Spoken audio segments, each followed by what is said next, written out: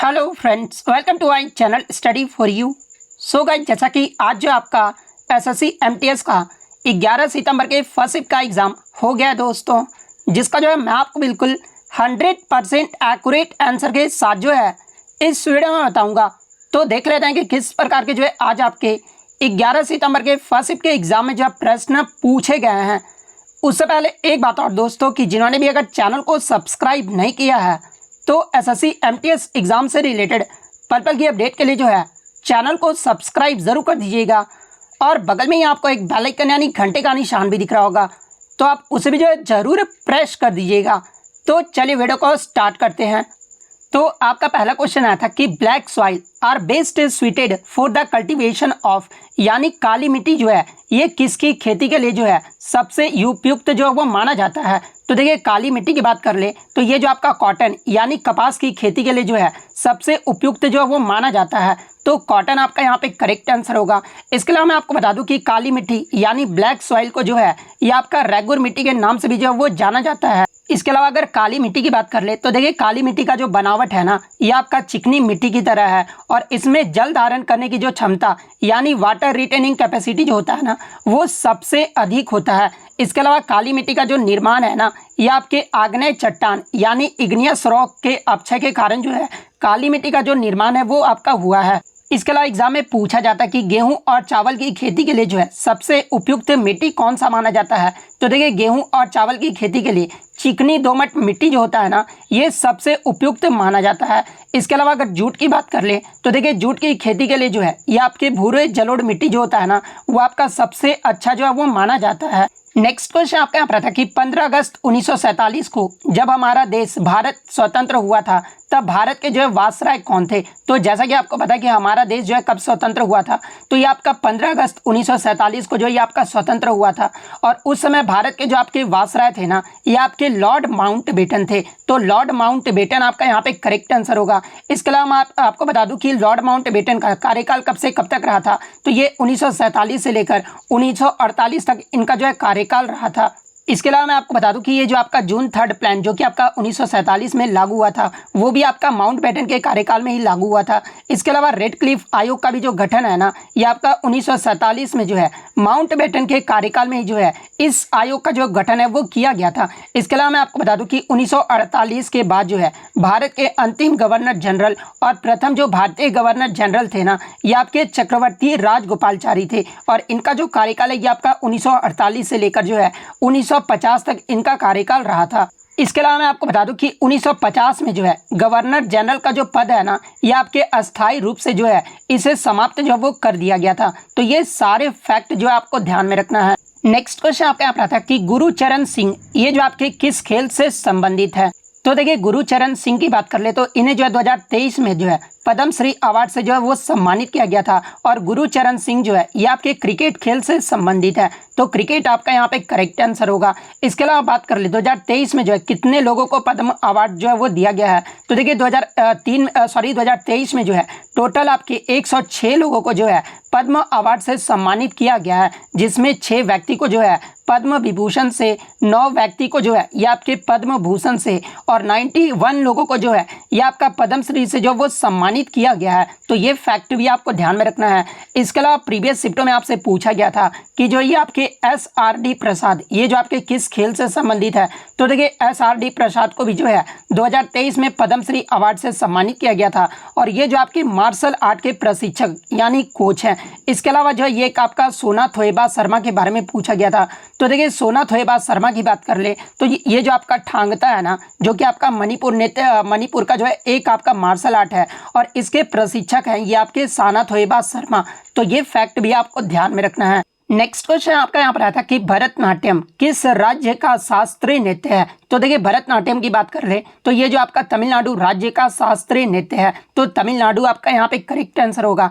इसके अलावा बात कर ले भरतनाट्यम की जो उत्पत्ति है ये कहाँ से हुआ है। तो देखिए, भरतनाट्यम की जो उत्पत्ति है ना, ये आपके तमिलनाडु के तंजावुर जिले से हुआ है और इस नृत्य को जो है ये आपका सादिर या फिर दासी अटम के नाम से जो है इस नृत्य को जो वो जाना जाता है। इसके अलावा मैं आपको बता दूं कि भरतनाट्यम नृत्य जो है ये आपके देवदासी महिलाओं द्वारा जो है इस नृत्य को जो वो आपका किया जाता है। इसके अलावा एग्जाम में एक प्रश्न और पूछा जाता है कि भरतनाट्यम नृत्य की जो आपका है ना पता जो है ये किस नाट्य शास्त्र में लगाया जा सकता है। तो देखिए भरतनाट्यम नृत्य का जो पता है ना ये आपके भरत मुनि के नाट्य शास्त्र में जो है इस नृत्य को जो वो लगाया जा सकता है। इसके अलावा भरतनाट्यम नृत्य के अन्य प्रमुख कलाकार की बात कर ले तो देखिए आपके जो है रुक्मणी देवी अरुंडेल, मृणालिनी साराभाई, डॉक्टर पद्म सुब्रमण्यम, अलारमेल वल्ली और अनीता रत्नम, इन सभी का जो संबंध है ना ये आपके भरतनाट्यम नृत्य से है। इसके अलावा मैं आपको बता दूं कि संगीत नाटक एकेडमी के अनुसार भारत में 8 शास्त्रीय नृत्य हैं और वो 8 शास्त्रीय नृत्य कौन कौन से हैं। तो पहला आपका भरतनाट्यम जो कि आपका तमिलनाडु राज्य का शास्त्रीय नृत्य है।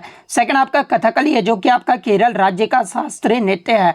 इसके अलावा कथक की बात कर ले तो कथक जो है आपका उत्तर भारत यानी उत्तर प्रदेश राज्य का जो है एक शास्त्रीय नृत्य है। कुचिपुड़ी की बात कर ले तो देखिए ये जो आपका कुचिपुड़ी नृत्य है ना ये आंध्र प्रदेश का एक शास्त्रीय नृत्य है। मोहिनीअट्टम जो ये आपका केरल का शास्त्रीय नृत्य है। मणिपुरी जो है ये आपका मणिपुर का है। सत्रिया की बात कर ले तो ये आपका असम राज्य का एक शास्त्रीय नृत्य है। इसके अलावा ओडिसी की बात कर ले तो ओडिसी जो है ये आपका ओडिशा का जो है एक शास्त्रीय नृत्य है। इसके अलावा एग्जाम में पूछा जाता है कि सबसे पुराना शास्त्रीय नृत्य कौन सा है। तो देखिए सबसे पुराना जो शास्त्रीय नृत्य है ना ये आपका भरतनाट्यम नृत्य है। वहीं अगर सबसे नए शास्त्रीय नृत्य की बात कर ले तो देखिए सबसे नया जो सत्रिया जो नृत्य है ना ये सबसे नया शास्त्रीय नृत्य है और इसे शास्त्रीय नृत्य का दर्जा जो है वो कब दिया गया था। तो देखिए 2000 ईस्वी में जो है सत्रिया नृत्य को जो है शास्त्रीय नृत्य का दर्जा जो है वो दिया गया था। नेक्स्ट क्वेश्चन आपका यहाँ पर आता है कि निम्नलिखित में से कौन पंडित बिरजू महाराज के जो है शिष्य हैं। तो ऑप्शन में जो है ये आपका शोभना नारायण जो है वो दिया गया था। तो देखिए ये जो आपका शोभना नारायण है ना जो कि आपका कथक नृत्य से संबंधित है और ये जो आपका शोभना नारायण है ये पंडित बिरजू महाराज की जो है वो शिष्य थी। तो शोभना नारायण आपका यहाँ पे करेक्ट आंसर होगा। इसके अलावा अगर पंडित बिरजू महाराज की बात कर ले तो ये भी जो आपके कथक नृत्य से संबंधित है और इनका निधन जो है ये आपका जनवरी 2022 में जो है 83 वर्ष की आयु में इनका निधन जो वो हो गया था। इसके अलावा एग्जाम में पूछा जाता है कि पंडित बिरजू महाराज को जो है पद्म विभूषण अवार्ड से कब सम्मानित किया गया था। तो इन्हें जो 1986 में पद्म विभूषण अवार्ड से जो वह सम्मानित किया गया था। इसके अलावा इनके 2 चाचा थे यानी पंडित बिरजू महाराज के जो 2 चाचा थे वो कौन कौन थे। तो पहले आपके लच्छू महाराज और सेकंड आपके शंभू महाराज थे। इनके अलावा इनका पिता का नाम पूछा जाता है। तो देखिए पंडित बिरजू महाराज का जो पिता का नाम था ना वो आपका अच्छन महाराज था। तो ये फैक्ट भी आपको ध्यान में रखना है। इसके अलावा पंडित बिरजू महाराज का जो है घराना का नाम पूछा जाता है। तो देखिए पंडित बिरजू महाराज जो है ये आपके लखनऊ के कालका बिंदादीन घराने से हैं। तो ये सारे फैक्ट जो आपको ध्यान में रखना है।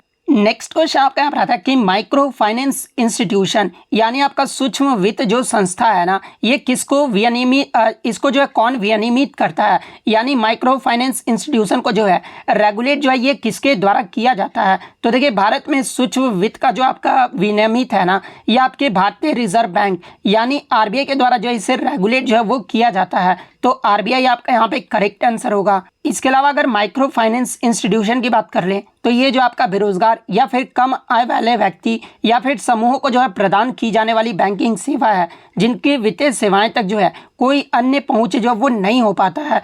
इसके अलावा माइक्रो फाइनेंस इंस्टीट्यूशन को जो है ये आपका माइक्रो क्रेडिट भी जो है वो कहा जाता है। और भारत में माइक्रो फाइनेंस इंस्टीट्यूशन नेटवर्क जो है एक आपका 100 नियामक संगठन है जिसे आरबीआई के द्वारा जो है वो रेगुलेट किया जाता है। तो ये पॉइंट भी आपको ध्यान में रखना है। नेक्स्ट क्वेश्चन आपका यहाँ पर आता है कि लेजिस्लेटिव ऑर्गन ऑफ गवर्नमेंट यानी केंद्र का जो विधायी अंग होता है ना ये क्या कहलाता है। तो देखिए केंद्र का जो विधायी अंग होता है ना इसे जो है पार्लियामेंट यानी सदन जो है वो कहा जाता है। तो पार्लियामेंट आपका यहाँ पे करेक्ट आंसर होगा।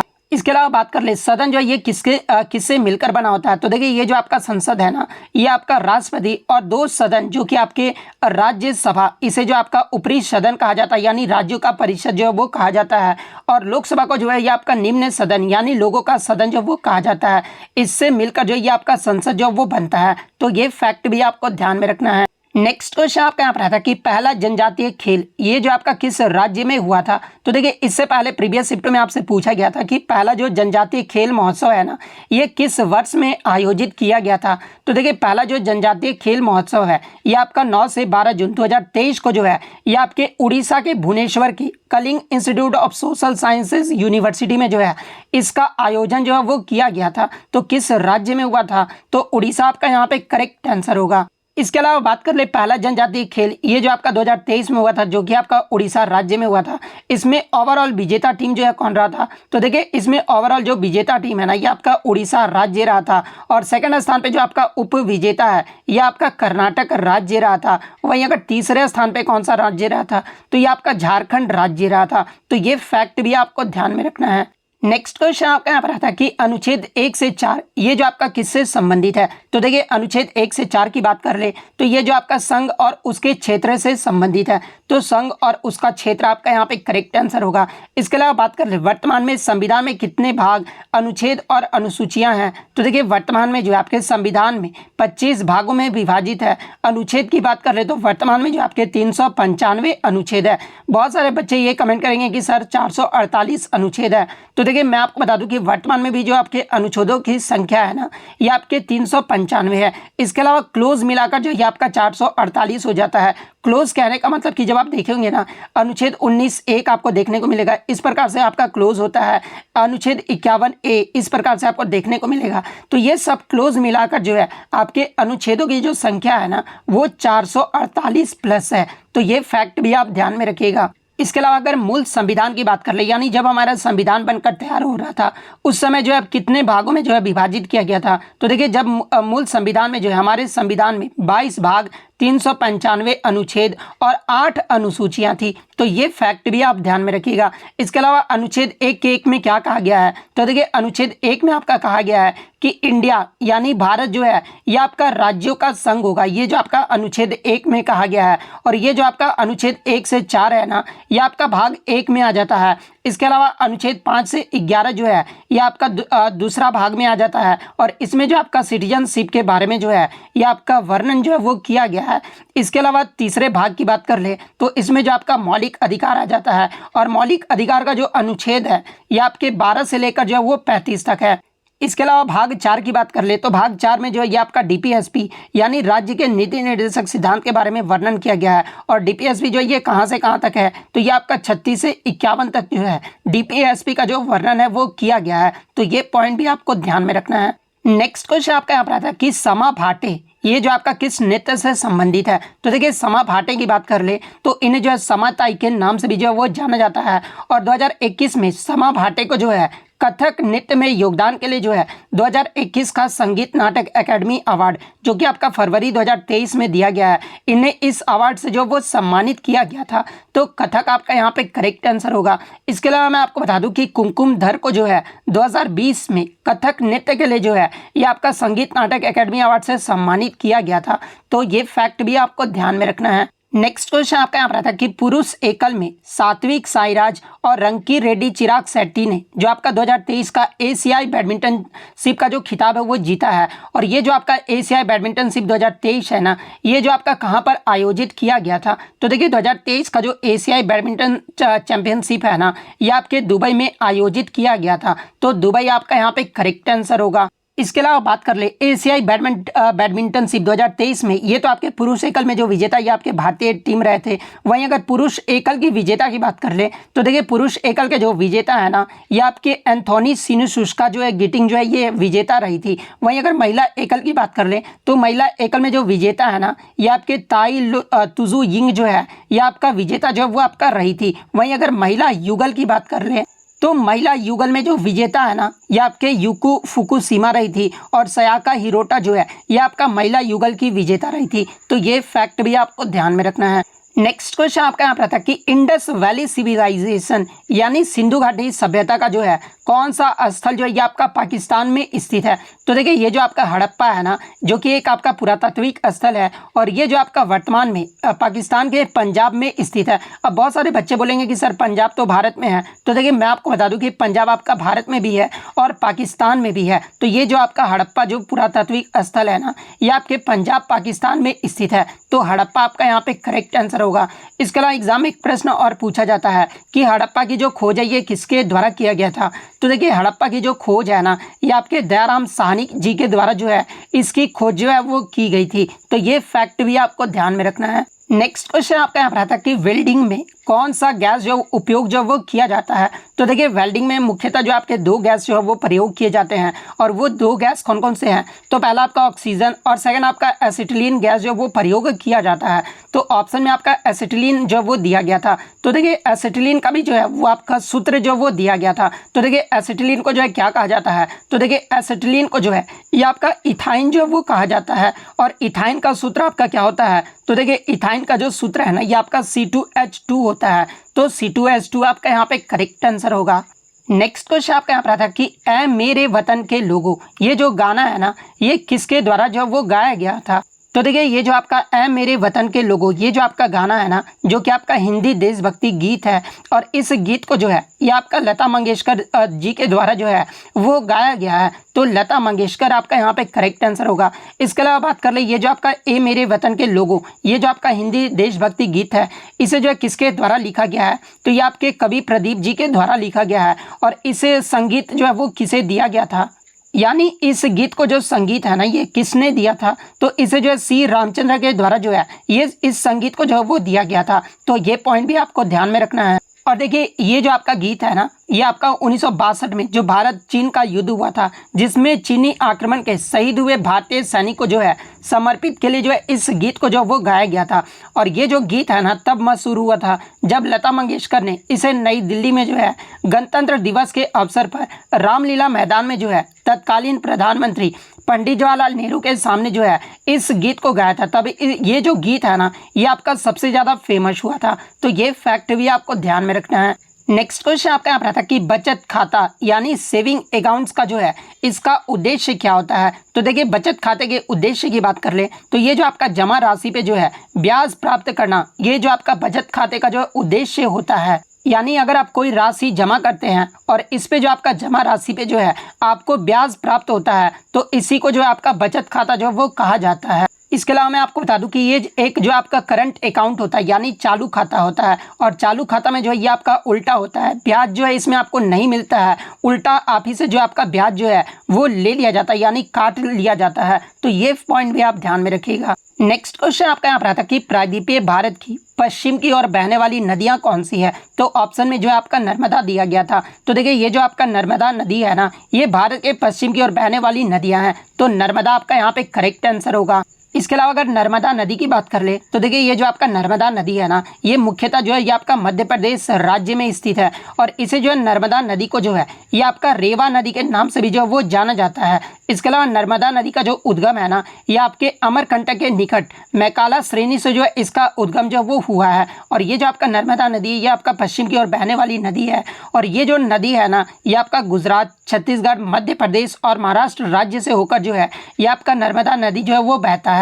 इसके अलावा नर्मदा नदी के सहायक नदियों की बात कर ले तो देखिए कुलार नदी, शक्कर नदी, दूधी नदी, तवा नदी और हिरन नदी, ये सभी जो नदियां हैं ना ये आपके नर्मदा नदी की जो है वो सहायक नदियां हैं। इसके अलावा मैं आपको बता दूं कि नर्मदा नदी पर जो है प्रमुख जल विद्युत परियोजना भी जो वो बनाए गए हैं और कौन कौन से जल विद्युत परियोजना बनाए गए हैं। तो देखिए महेश्वर बांध, सरदार सरोवर बांध, इंदिरा गांधी सागर बांध, ये सभी जो बांध है ना ये आपके नर्मदा नदी पर ही जो है ये आपके बनाए गए हैं। तो ये फैक्ट भी आपको ध्यान में रखना है। नेक्स्ट क्वेश्चन आपका यहाँ पर आया था कि मैच द फॉलोइंग से जो है आपके बुक से जो है प्रश्न पूछे गए थे जहां पर दो बुक का जो आपका नाम दे दिया गया था। पहला जो आपका बुक का नाम था ना वो आपका द इनहेरिटेंस ऑफ गॉड था। तो देखिए द इनहेरिटेंस ऑफ गॉड ये जो पुस्तक है ना ये आपके किरण देसाई के द्वारा लिखा गया है। तो देखिए द इनहेरिटेंस ऑफ गॉड में किरण देसाई जो आपका सही मैच द फॉलोइंग होगा। इसके अलावा एक आपका पुस्तक जो है आपका व्हाइट टाइगर दिया गया था। तो देखिए ये जो आपका व्हाइट टाइगर जो पुस्तक है ना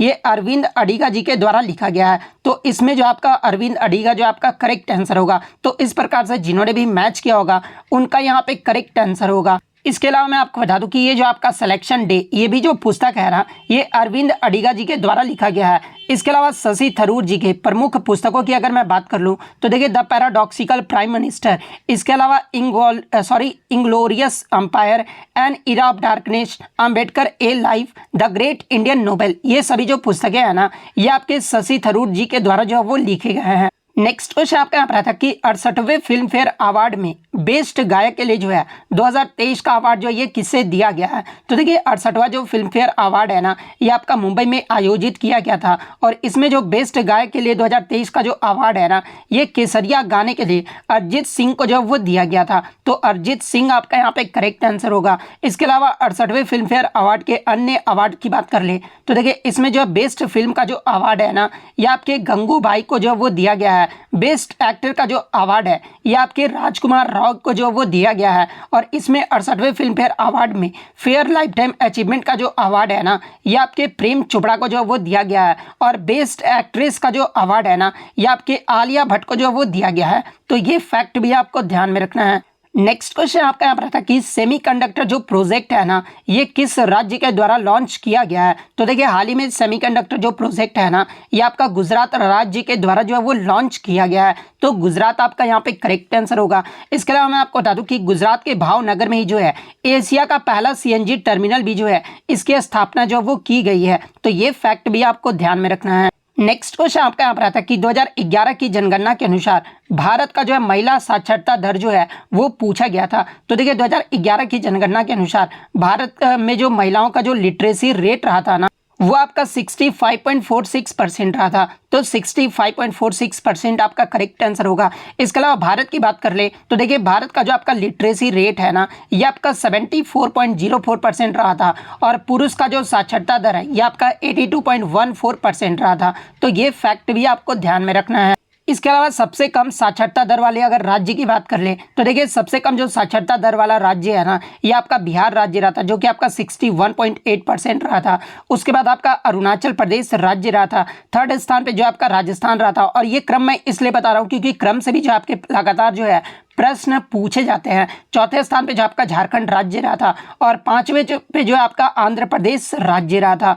इसके अलावा सबसे अधिक आपके जो है साक्षरता दर वाले राज्य की बात कर ले तो देखिए सबसे अधिक साक्षरता दर वाले जो 5 राज्य है, पहले स्थान पे जो आपका केरल राज्य रहा था, सेकंड स्थान पे आपका मिजोरम राज्य रहा था, थर्ड स्थान पे आपका गोवा राज्य, फोर्थ स्थान पे आपका त्रिपुरा राज्य और फिफ्थ स्थान पे जो आपका हिमाचल प्रदेश राज्य रहा था। तो ये क्रम भी आपको ध्यान में रखना है। नेक्स्ट क्वेश्चन आपका यहाँ पर था कि अमन और ओस बोरो ये जो आपके किस फसल की प्रमुख किस्म है। तो देखिए ये जो आपका अमन और ओस बोरो है ना, ये आपके चावल फसल की जो है एक प्रमुख किस्म है। तो चावल आपका यहाँ पे करेक्ट आंसर होगा। एक क्वेश्चन जो है बच्चों के द्वारा मुझे अस्पष्ट रूप से मिला था कि 2 लाख रोजगार देने वाला किस राज्य के द्वारा जो है एक स्कीम जो आपका चलाया गया है। तो देखिए बच्चों के द्वारा मुझे ऑप्शन तो नहीं मिले थे, लेकिन मध्य प्रदेश ऑप्शन में नहीं दिया गया था। अगर मध्य प्रदेश ऑप्शन में दिया रहता तो ये आपका करेक्ट आंसर होगा। लेकिन अगर मैं बात कर लूँ 2 लाख रोजगार देने वाला आपका जो राज्य है ना, अगर ऑप्शन में आपका केरल या फिर कर्नाटक इनमें से जो भी दिया गया होगा ना, वो आपका यहाँ पे करेक्ट आंसर होगा। वहीं अगर इंग्लिश की बात कर ले तो इंग्लिश में जो आपका ट्राइबल का जो है सिनोनिम पूछा गया था। तो देखिए ट्राइबल का जो मतलब होता है ना, ये आपके मामूली सूक्ष्म होता है। और अगर इसके सिनोनिम की बात कर ले तो देखिए सिंपल, इनसिग्निफिकेंट, ये सब जो होते हैं आपके ट्राइबल के जो है सिनोनिम होते हैं। तो इनमें से जो भी ऑप्शन में दिया गया होगा वो आपका करेक्ट आंसर होगा। एक आपका जो है यूजरर का जो है ऑन वन वर्ड सब्स्टिट्यूशन से आपसे प्रश्न पूछा गया था। तो देखिए यूजरर का जो मतलब होता है ना, वो आपके ज़बरदस्ती हड़प लेना होता है। किसी भी चीज़ को जो है आपका ज़बरदस्ती हड़प लेना होता है। इसके अलावा कैनवस का जो है सही स्पेलिंग पूछा गया था। तो देखिए मिस स्पेल्ड वर्ड में कैनवस का जो स्पेलिंग होगा ना सही, वो आपका CANVASS होगा। तो ये ऑप्शन जिन्होंने भी लगाया होगा उनका यहाँ पे करेक्ट आंसर होगा। एक आपका जो है ऑथेंटिक का जो है सिनोनिम पूछा गया था। तो देखिए ऑथेंटिक का मतलब क्या होता है। तो ऑथेंटिक का जो मतलब होता है ना, वो आपका रियल और जेन्युइन होता है। तो ऑथेंटिक का जो सिनोनिम होगा वो आपका रियल या जेन्युइन में से जो भी दिया गया होगा वो आपका यहाँ पे करेक्ट आंसर होगा। इसके अलावा आइडम की बात कर ले तो आर्म्स एंड लेग का जो है आइडम पूछा गया था। तो देखिए आर्म्स एंड लेग का जो मतलब होता है ना, वो किसी चीज़ को जो है परहेज करना होता है। तो ये आइडम आपका यहाँ पे करेक्ट आंसर होगा। और देखिए मैं आपको बता दूं कि आज मेरे आवाज़ में आपको थोड़ा एफर्ट नहीं दिख रहा होगा। तो देखिए मैं आपको बता दूं कि आज मुझे बहुत ज़्यादा फीवर है, फिर भी मैं आपके लिए जो है वीडियो प्रोवाइड कर रहा हूं, ताकि आप ये कंप्लेन मत करना कि सर आपने वीडियो जो है वो प्रोवाइड नहीं किया है। तो अगर मेरे इस एफर्ट के लिए आपको कुछ भी लगता है तो आप जो है वीडियो को जो है लाइक ज़रूर कर दीजिएगा। और इसी तरह रियल एनालिसिस पाने के लिए जो है चैनल को सब्सक्राइब ज़रूर कर दीजिएगा। तो मिलते हैं नेक्स्ट वीडियो, तब तक thank you, all the best.